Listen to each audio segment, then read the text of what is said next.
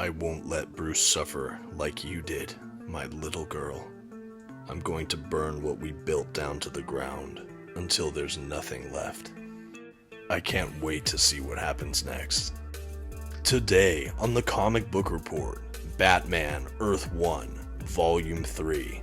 It all ends here. Stick around and check it out.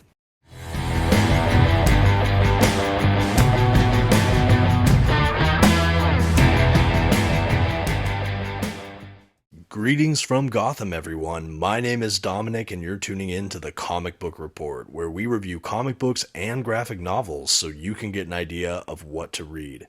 And today, I am elated to finally round out the Batman Earth 1 collection with Volume 3.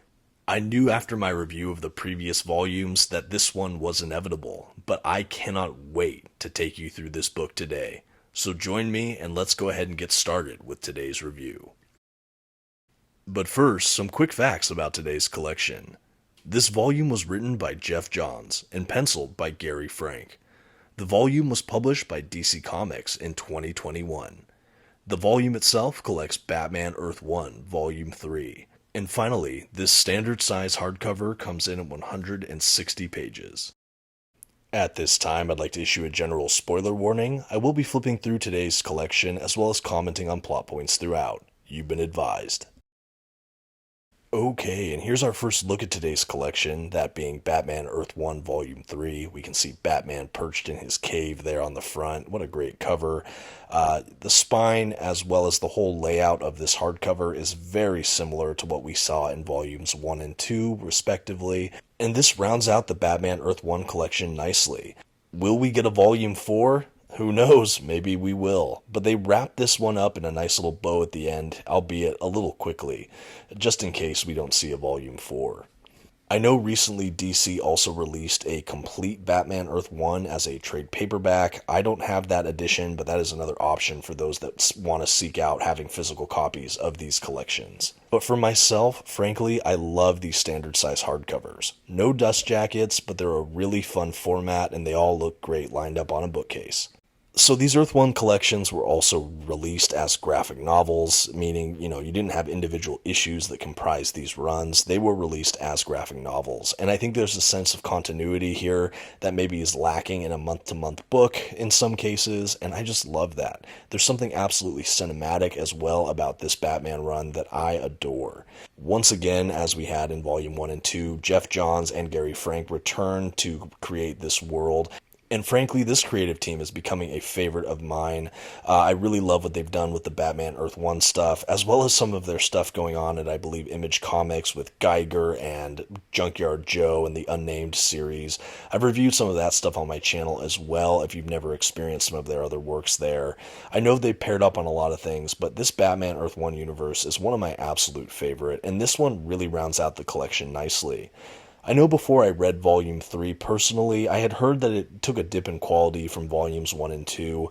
Having read it, I do think that that could be true, but if so, it's a pretty negligible amount. And if I see it at all, it really is at the very end of the collection. As far as the storyline in this book, it really does take place shortly after Volume 2. We have some narrative threads that have been sown in earlier collections, brought to life and developed on more here. We have Killer Croc, who he befriended in Volume 2, becomes sort of like a partner along with Alfred, and helping him out. We also have the woman who Batman kind of crashed onto her balcony, presumably in the last volume, who kind of helped nurse him back to health. We find out in this volume that that was actually Catwoman, or maybe we found that out at the end of Volume 2, but she's prevalent in this edition as Catwoman.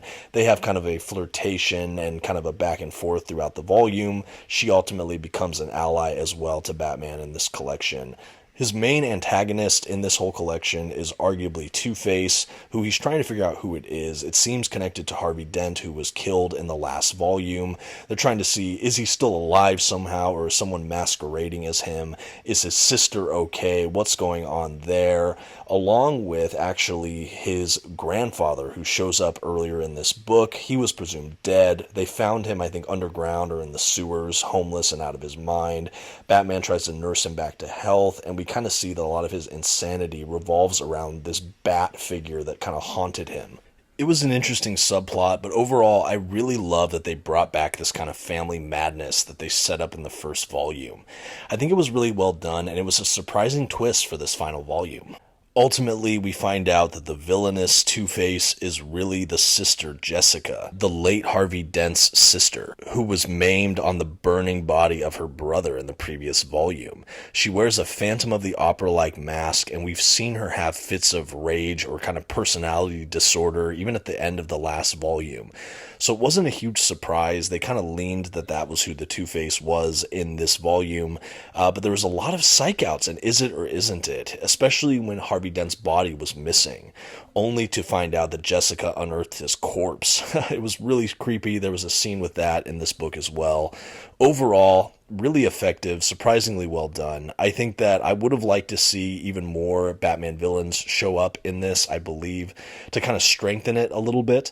But I think ultimately paying off that Two-Face storyline and also introducing Bruce Wayne's grandfather, I think Adrian Arkham, I think that that was a 1-2 hit that was enough for a really satisfying conclusion.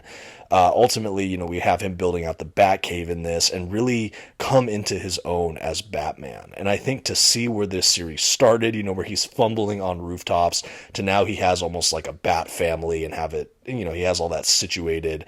I really feel like we're kind of getting a more prime time Batman here. And I think that the arc of this character throughout these 3 volumes was really excellently executed. Ultimately, the volume ends with a scene in the Batcave where we can see a Robin and a Batgirl figure, as well as a final ending that teases a Earth 1 Joker. Again, I like these twists at the very end, like I'm talking the last 3 or 4 pages of the whole book. They're kind of tagged on as almost like an epilogue to the collection. I think this is the way of covering the last remaining bases of his sidekicks as well as his arch villain without necessarily needing a volume 4. We feel like we had the Batman origins throughout this volume and he's already established, and now it's the rest of the mythos presumably from here. I think that there is enough here that I would love to see a volume 4 or 5. I mean, I will keep reading these if this creative team keeps churning them out at this level. But I think that it's a satisfying bow in case this is the last volume for the Batman Earth 1 series. I just think that because they added on those couple pages, instead of teasing a future volume, it was almost as if they were trying to have their cake and eat it too. So the ending epilogue feels a little rushed and a little bit like everything at once. Didn't love that, but overall, a very good conclusion. The art by Gary Frank has always been very strong in these volumes, and it might be strongest in this edition. I feel like he's really just refining his craft and getting better and better with these characters even. Love seeing it throughout this whole series, and it's absolutely sharp here. This is no exception. Another thing about these Batman Earth 1 books that I believe I mentioned in my Volume 2 review is that this is so effective for never having the Batman internal monologue. We really have a limited to no instances where Bruce Wayne is talking to himself as Batman. We don't get like kind of the Batman journal logs that are so popular in so many of the Batman comic books. The storytelling and even exposition is kind of all at the surface level or in dialogue. What you see is what you get.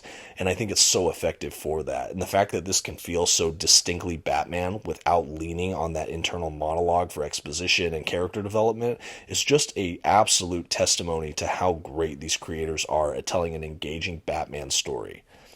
Like all good works of fiction, this left me wanting more, but I was deeply satisfied with the run we've had. I loved Batman Earth 1, and for people that have read the first 2 volumes, this one is an absolute must as well. And if you've held off reading this series, I say there's no better time than diving in right now and checking out Batman Earth 1. If you've read Batman Earth 1, sound off in the comments below. I'd love to hear what you think of this incredible series. I'd love to know. Now let's give this a grade.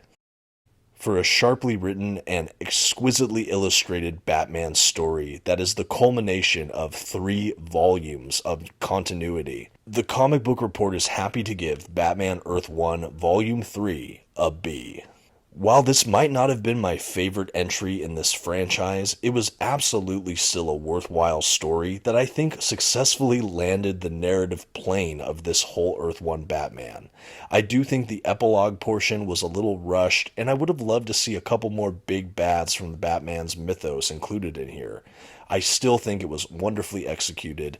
How they developed Catwoman, Batman, and even Killer Croc in this volume was a delight. I think that this is an absolute must-read for any Batman fan. Please check out Batman Earth 1, and until next time, this has been the Comic Book Report. Don't forget to like and share this video, and until next time, have a good one.